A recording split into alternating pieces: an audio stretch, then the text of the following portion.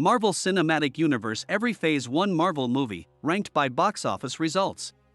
Before the Marvel Cinematic Universe became the dominant box office force that it is now, certain MCU films were less successful than others.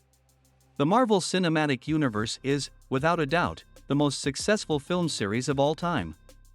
After a rough Phase 4, the series has begun its fifth phase, with Ant-Man and the Wasp, Quantumania and Guardians of the Galaxy Volume 3 kicking things off.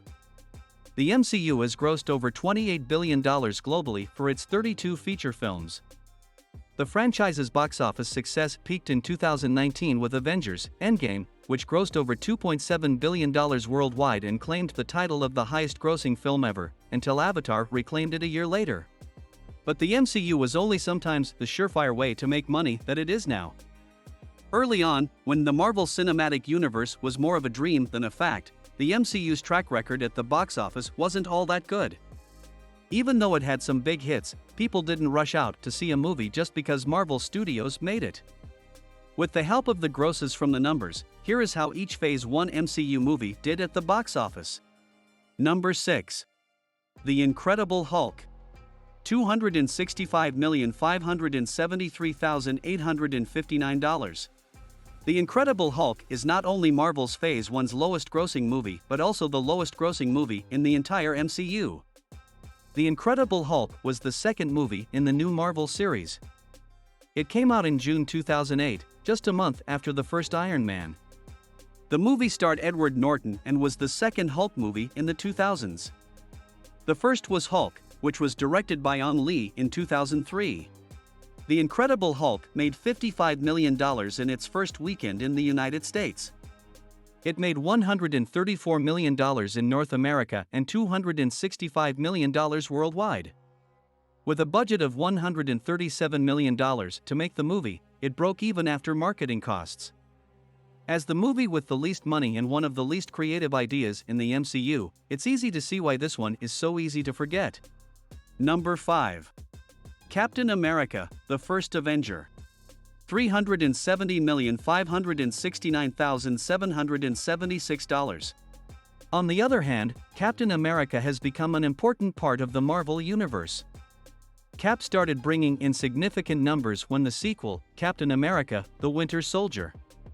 In the same way that The Incredible Hulk was the lowest-grossing film of Phase 1 and the MCU overall, Captain America: The First Avenger is the second lowest on both lists. The First Avenger, on the other hand, was not as bad as The Incredible Hulk. The film grossed $176 million domestically and $370 million worldwide in its first weekend, grossing $65 million in July 2011.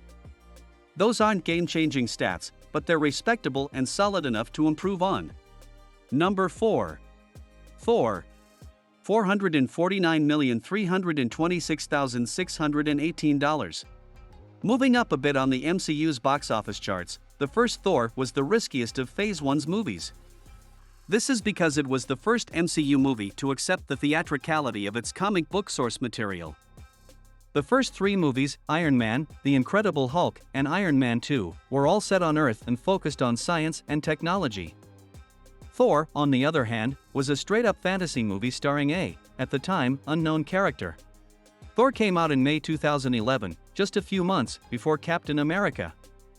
It made $65.7 million in its first week, just $700,000 more than Cap in the summer of that year.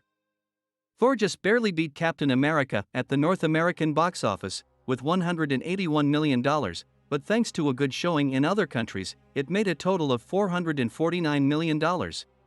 Number 3. Iron Man. $585,171,547. Iron Man, the film that started it all, was also one of the most successful entries in the MCU's Phase 1. It grossed $102 million in its first weekend in the United States, more than $30 million more than the preceding entries on this list.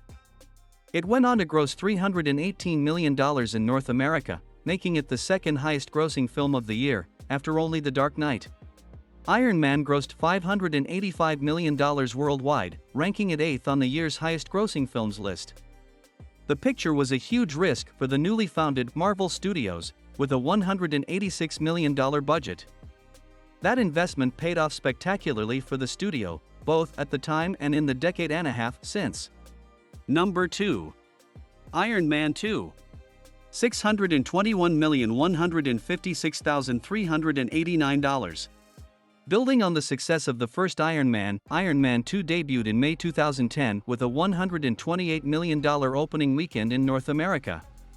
To put things in perspective, that is more than the two most recent MCU films, Ant-Man and the Wasp, Quantumania and Guardians of the Galaxy Volume 3. It went on to earn $312 million in domestic revenue and a total of $621 million worldwide. It was the third highest grossing film of the year in North America, after Alice in Wonderland and Toy Story 3, and ranked 7th globally. The critical response to Iron Man 2 was not quite as good as it had been for the first picture, but the film's success at the box office demonstrated that the MCU was beginning to establish a loyal following. Number 1. The Avengers? $1,515,100,211. Finally, The Avengers was the highest-grossing film of the MCU's Phase 1. The first-of-its-kind superhero team-up film was the conclusion of the preceding 5 films, and it sparked a tremendous cultural phenomenon when it was released in theaters.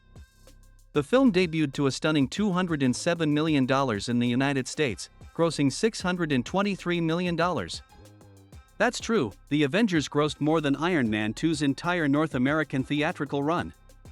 The ensemble film earned $891 million in overseas markets, bringing its total box office gross to $1.5 billion.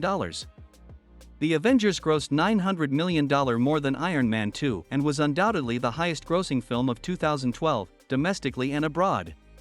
It was the third highest-grossing film of all time, trailing only Titanic and Avatar.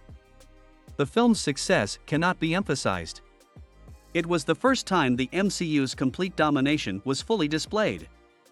Even after 11 years and 26 MCU films, The Avengers remains the 4th highest-grossing film in the franchise and the 10th highest-grossing film of all time.